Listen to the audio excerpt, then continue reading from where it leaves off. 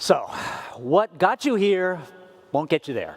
Now, our final panelist is Maya Townsend, founder of Partnering Resources and co-editor of the Handbook for Strategic HR. Maya's work centers around understanding your company's role in its business ecosystem and using that knowledge to build partnerships and networks that, among other things, allow companies to sustain growth. Maya, take it away. Great. Well, thank you, Eric, and I am delighted to be here with you. What I'm going to do is I'm going to talk with you about business ecosystems, why they matter, what they are, and what you can do about them. So, I'm going to start with a company because really the best way for me to explain business ecosystems is to give you an example. So we're going to go back to 2002 with a startup that was founded with a simple but compelling idea, which is that there's way too much paper in the office. And so what they did is they created document scanning, workflow software, all well and good.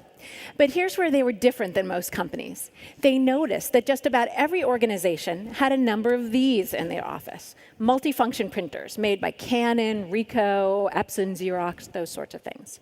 So what they did is they created software that would seamlessly integrate into the printers. Now, of course, people could decide whether or not to buy it, so it wasn't a given, but people had a whole lot more incentive to buy when it would come already integrated with their printer.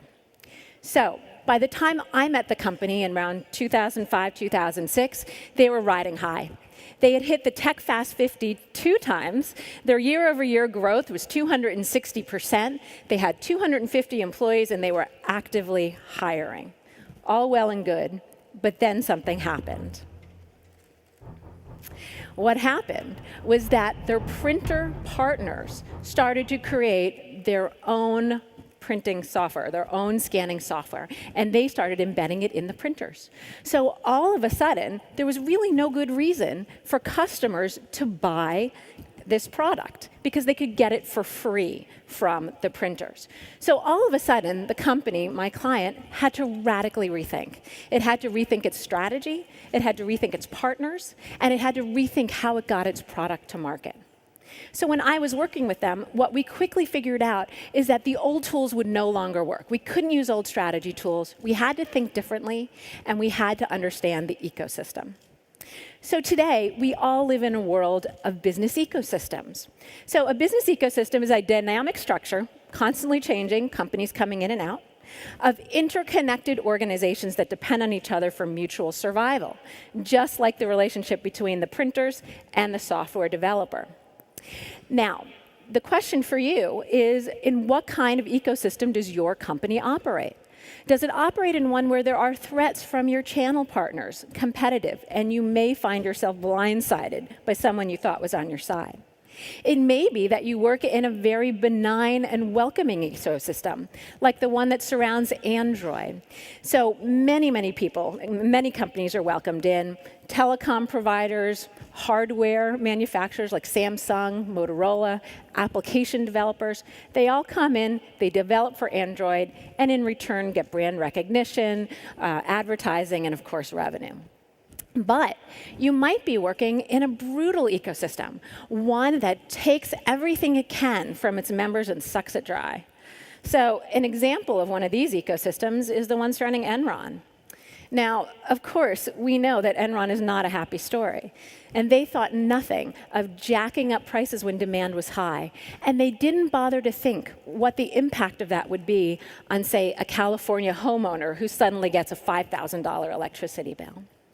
So, of course, they went bankrupt. But when they did, because they were part of this ecosystem, they took many companies with them, many individuals with them.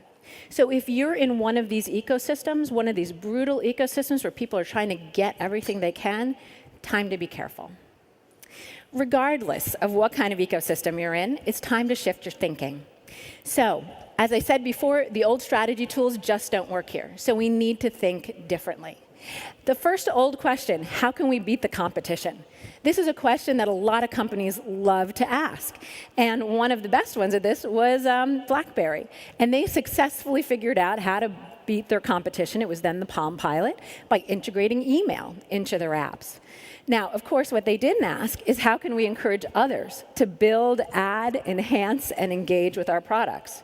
which is what iPhone and what Android both do so brilliantly. And now they have a tremendous following of people who care about them and want to be successful.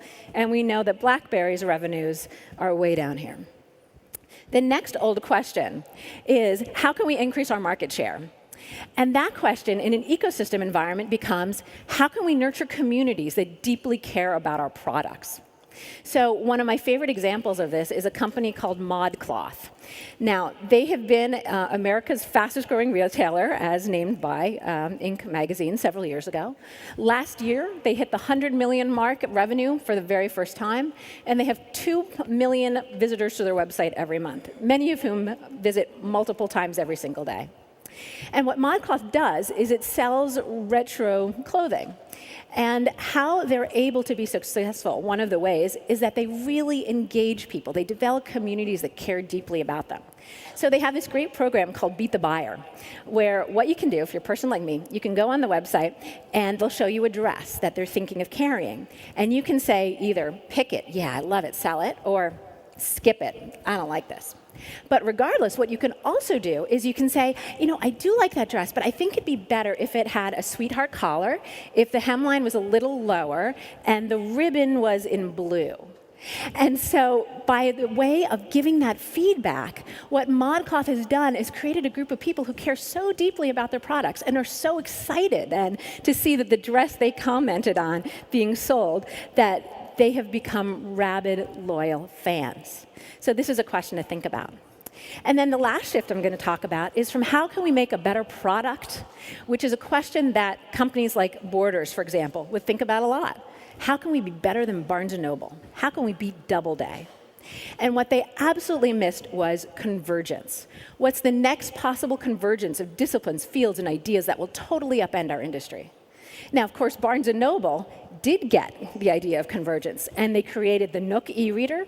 They also created Goodreads, an application where, and a website where bookworms can go in, write reviews, give comments, and also, by the way, buy Barnes & Noble products.